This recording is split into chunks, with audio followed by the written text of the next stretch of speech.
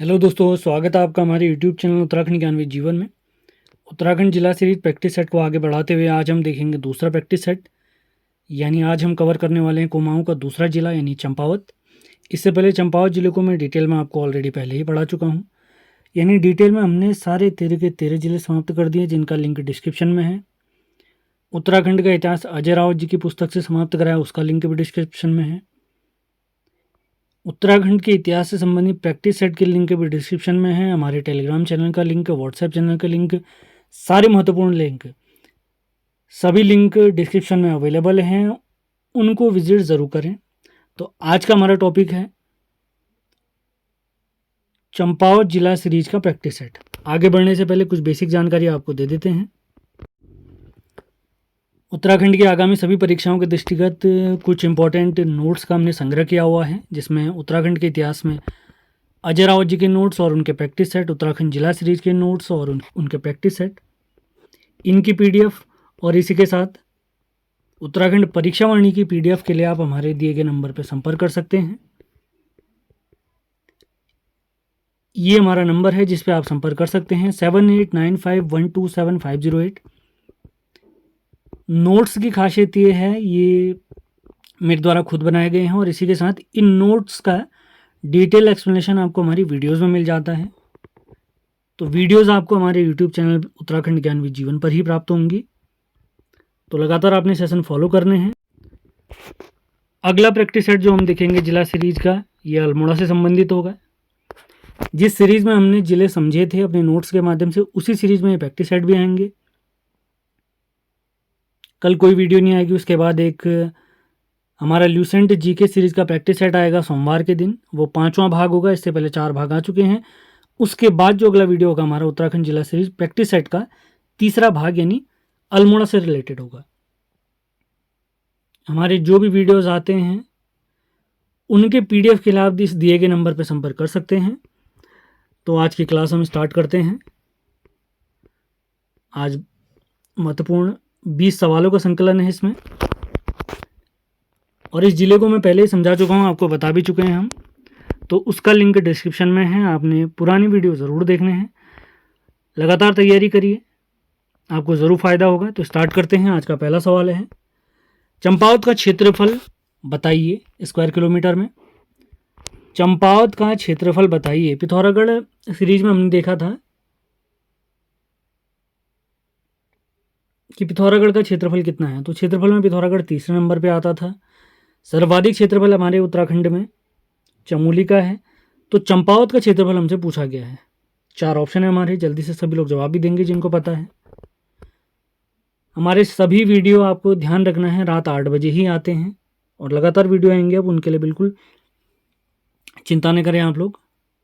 8 बजे आपने किसी भी हालत में चैनल पे पहुंच जाना है। तो चंपावत का क्षेत्रफल, इसका राइट आंसर है ऑप्शन नंबर सी, 1766 वर्ग किलोमीटर। उत्तराखंड के सभी 13 जिलों में अगर देखें तो सबसे कम क्षेत्रफल चंपावत का ही प्राप्त होता है। यानी क्षेत्रफल में पहला स्थान याद रखना है हमने चमोली, अंतिम स्थान या 13वां स्थान पूछेंगे तो वो है हमारा चंपावत। अगला सवाल है, चंपावत से लगने वाले जिले बताइए। कितने जिले चंपावत से सीमा साझा करते हैं, हमसे पूछा गया है। चंपावत अपनी सीमा नेपाल से भी साझा करता है, यानी इंटरनेशनल बॉर्डर भी बनाता है ये। और इसी के साथ हमारे अपने ही कुछ जिलों से भी सीमा साझा करता है। तो ऑप्शन है हमारे 3, 4, 5 या इनमें से कोई नहीं। तो दूसरे सवाल का राइट आंसर है ऑप्शन नंबर बी, यानी 4 जिलों से इसकी सीमा लगती है। तीसरा सवाल देखते हैं, बरमदेव मंडी किस वर्ष बाढ़ में बह गई। ऑप्शन है 1880, 1881, 1885 या इनमें से कोई नहीं। बरमदेव मंडी हमारे टनकपुर में स्थित है। टनकपुर का प्राचीन नाम आपने ध्यान रखना है ग्रास्टिनगंज है। टनकपुर को ही हमारे माता पूर्णागिरी देवी का प्रवेश द्वार भी कहते हैं। तो बरमदेव मंडी किस वर्ष बाढ़ में बह गई थी, तो इसका राइट आंसर है ऑप्शन नंबर ए, यानी 1880। देखते हैं चौथा सवाल आज का, मानेश्वर मंदिर किसने बनवाया था। मानेश्वर मंदिर चंद वंश के किस शासक ने बनाया था? ऑप्शन है कल्याण चंद, निर्भय चंद, भीष्मचंद या इनमें से कोई नहीं। मानेश्वर मंदिर किसने बनाया था? ये चंद शासक थे।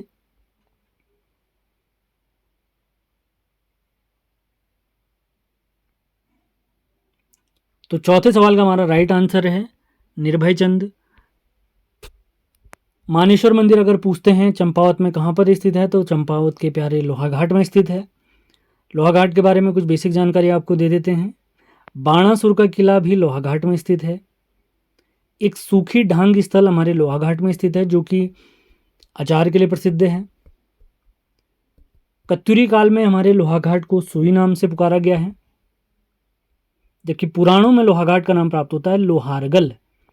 लोहारगल, ये ध्यान दें आप लोग। लोहाघाट में कुछ प्रसिद्ध मंदिर भी स्थित हैं जिनका नाम है ऋषेश्वर मंदिर और मानेश्वर मंदिर, हमने देख लिया पहले ही।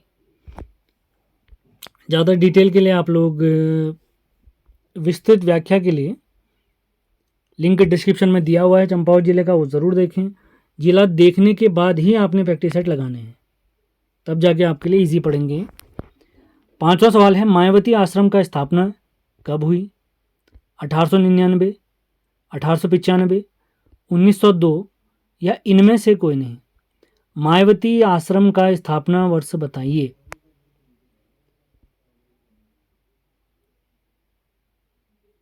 मायावती आश्रम,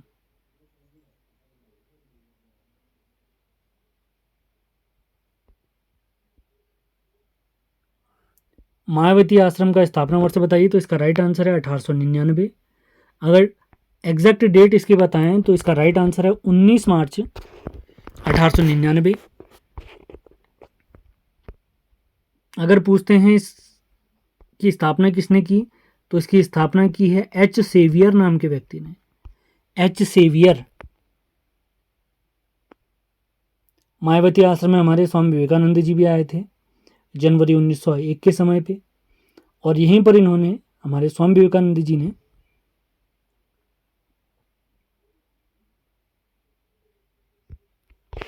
अपने गुरुजी के नाम पर एक मठ यानी मंदिर की स्थापना भी की थी। तो अगला सवाल उन्हीं से रिलेटेड है, मायावती आश्रम से संबंधित। अगला सवाल, छठा सवाल देखते हैं। विवेकानंद जी मायावती आश्रम कब आए थे? विवेकानंद जी मायावती आश्रम कब आए थे? तो छठे क्वेश्चन का राइट आंसर अभी थोड़ी देर पहले मैंने आपको बताया था, 1901 में। डेट अगर पूछते हैं आपने याद रखना है 3 जनवरी 1901 में, और 15 दिन वे उन्होंने यहाँ पर विश्राम किया था। अगला सवाल देखते हैं, सातवां सवाल। श्यामला ताल का क्षेत्रफल बताइए। श्यामला ताल का क्षेत्रफल बताइए। श्यामला ताल या इसे श्याम ताल भी कहते हैं। श्यामला ताल का क्षेत्रफल बताइए। 4 ऑप्शन हैं, तो इसका राइट आंसर है 1.5 स्क्वायर किलोमीटर। इस ताल का जो जल है वो नीले रंग का है। इसके समीप में ही स्वामी विवेकानंद जी का आश्रम है, और इसी ताल के समीप एक प्रसिद्ध मेला, झूला मेला भी आयोजित होता है। अगले सवाल की तरफ बढ़ते हैं, 8वां सवाल। मीठा रीठा साहिब किस गांव में बसा हुआ है या किस ग्राम में बसा हुआ है? ऑप्शन है मड़, मसौ, देयूरी या इनमें से कोई नहीं। मीठा रीठा साहिब, इस स्थल की यात्रा हमारे सिखों के पहले गुरु नानक देव जी ने भी की थी। मीठा रीठा साहिब, तो इसका राइट आंसर है देयूरी ग्राम। मीठा रीठा साहिब देयूरी ग्राम में स्थित है। इसी के समीप, यानी मीठा रीठा साहिब के समीप में ही लोधिया और राठिया नदियों का संगम होता है। लोधिया और राठिया। बढ़ते हैं अगले सवाल की तरफ। 9वां सवाल है, मीठे रीठे का वैज्ञानिक नाम बताइए। मीठे रीठे का वैज्ञानिक नाम बताइए। 4 ऑप्शन है हमारे पास, महत्वपूर्ण सवाल है ये भी। मीठे रीठे का वैज्ञानिक नाम बताइए। तो मीठा रीठा साहिब में गुरु नानक देव जी के आगमन के ही बाद वहाँ पर जो रीठा जो वृक्ष है उसे जो रीठा प्राप्त होते हैं वो मीठे प्राप्त होने लगे, क्योंकि उनके शिष्यों को भूख लगी थी तो उन्होंने अपने शिष्यों को रीठा दिया था खाने के लिए, तो उनके चमत्कार से वो मीठा हुआ था। तो इसका वैज्ञानिक नाम है सेपिंडस एमाराजिनेटस। मीठे रीठे का वैज्ञानिक नाम या वानस्पतिक नाम है सेपिंडस एमाराजिनेटस। बढ़ते हैं 10वें सवाल की तरफ। पूर्णागिरि में माता के पूजनीय भाग बताइए। पूर्णागिरि में माता का पूजनीय भाग बताइए। जब माता सती का अंत हुआ था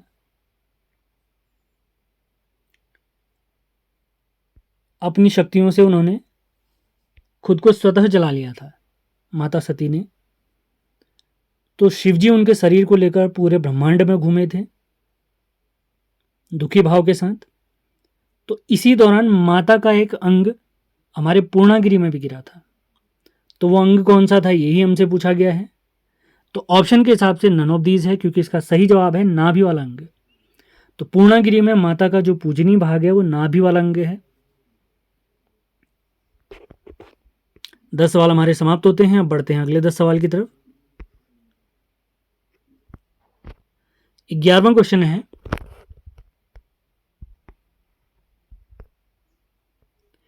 पाताल रुद्रेश्वर गुफा किस गांव में स्थित है। पाताल रुद्रेश्वर गुफा। ऑप्शन है विंसी गांव, बारसी गांव, गुरड़ गांव या इनमें से कोई नहीं। पाताल रुद्रेश्वर गुफा हमारे चंपावत में स्थित है, जिसकी खोज 1993 में हुई। तो ये किस गांव में स्थित है, तो इसका राइट आंसर है ये बारसी गांव में स्थित है। अगले सवाल की तरफ बढ़ते हैं। 12वां सवाल है हमारा, किस शिला को भीमशिला भी कहा जाता है। ऑप्शन है द्रौपदी शिला, बाराही शिला, रणशिला या इनमें से कोई नहीं। किस शिला को भीमशिला भी कहा जाता है।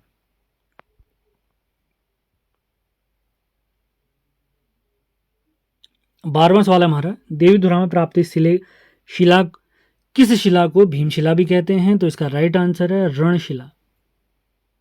अगले सवाल की तरफ बढ़ते हैं। 13वां सवाल, बालेश्वर मंदिर कब राष्ट्रीय धरोहर घोषित किया गया। बालेश्वर मंदिर कब राष्ट्रीय धरोहर घोषित किया गया। 13वां सवाल है 1947, 1952, 1957 या इनमें से कोई नहीं। तो 13वें सवाल का राइट आंसर है ऑप्शन नंबर बी, यानी 1952। अगला सवाल देखते हैं। 14th क्वेश्चन है आज का। इसके बाद 6 क्वेश्चन और बचेंगे हमारे। लड़ीधुरा मेला किस मंदिर में लगता है। लड़ीधुरा मेला किस मंदिर में लगता है। 14th क्वेश्चन है। ऑप्शन हमारे मायावती, बालेश्वर, पद्मा देवी या नन ऑफ दिस। लड़ीधुरा मेला अच्छा सवाल है, आने की संभावना है। तो 14th क्वेश्चन का राइट आंसर है ऑप्शन नंबर सी, यानी पद्मा देवी। बढ़ते हैं 15वें सवाल की तरफ। मायावती आश्रम के पास लगने वाला मेला बताइए। इससे पहले कुछ क्वेश्चन हमने किए थे, उसमें मैंने इसकी जानकारी आपको दी थी। मायावती आश्रम के पास लगने वाला मेला बताइए। जल्दी से आंसर दे सभी लोग। जो लोग भी लाइव देख रहे हैं लाइक ज़रूर करें, और पसंद आता है तो शेयर भी ज़रूर करें, जिससे ज़्यादा से ज़्यादा लोग हमसे जुड़ सकें, इन वीडियोस का फ़ायदा ले सकें। मायावती आश्रम के पास लगने वाला मेला है झूला मेला।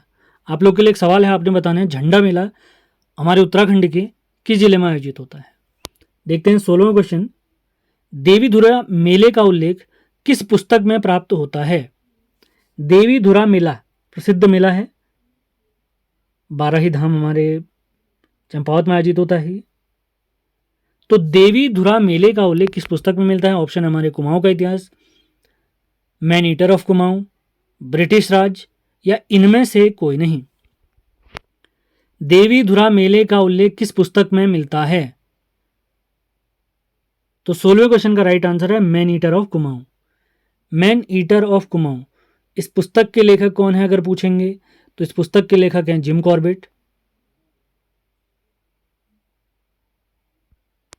अगला सवाल देखते हैं, 17वां सवाल। कालू मेहरा जी द्वारा बनाई गई संस्था या संगठन का नाम बताइए। 1857 की क्रांति में पहले स्वतंत्रता सेनानी यही माने जाते हैं हमारे प्यारे उत्तराखंड से। तो इन्होंने जो संस्था बनाई उसका नाम पूछा गया है क्रांतिकारी, क्रांतिशील, क्रांतिवीर या इनमें से कोई नहीं। कालू मेहरा जी द्वारा बनाई गई संस्था का नाम बताइए। तो इसका राइट आंसर है 17वां क्वेश्चन हमारा है, तो इसका राइट आंसर है ऑप्शन नंबर सी। बढ़ते हैं 18वें सवाल की तरफ। इसका एक्सप्लेनेशन भी ऊपर एक क्वेश्चन आया था उसमें बता चुका हूं आपको, तो तुरंत जवाब देंगे आप लोग। 18वां क्वेश्चन आज का, पाताल रुद्रेश्वर गुफा कब खोजी गई?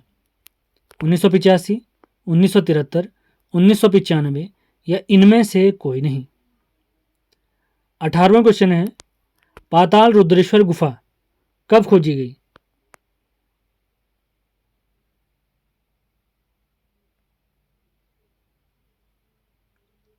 तो इसका राइट आंसर है नन ऑफ दिस, क्योंकि इसका सही जवाब होता है 1993।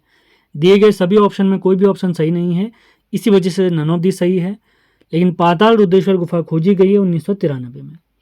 अगला सवाल देखते हैं, 19वां सवाल। उत्तराखंड का मुसोलिनी किसे कहा गया है? उत्तराखंड का मुसोलिनी किसे कहा गया है? ऑप्शन है शिवदेव जोशी, हर्षदेव जोशी, हर्षदेव ओली या इनमें से कोई नहीं। 19वां क्वेश्चन है आज का हमारा, उत्तराखंड का मुसोलिनी किसे कहा जाता है? उत्तराखंड का मुसोलिनी। तो 19वें क्वेश्चन का हमारा राइट आंसर है हर्षदेव ओली जी। देखते हैं 20वां सवाल, अंतिम सवाल आज के प्रैक्टिस सेट का। शारदा नहर कब बनी? शारदा नहर कब बनी? ऑप्शन है 1913, 1928, 1931 या इनमें से कोई नहीं। शारदा नहर कब बनी?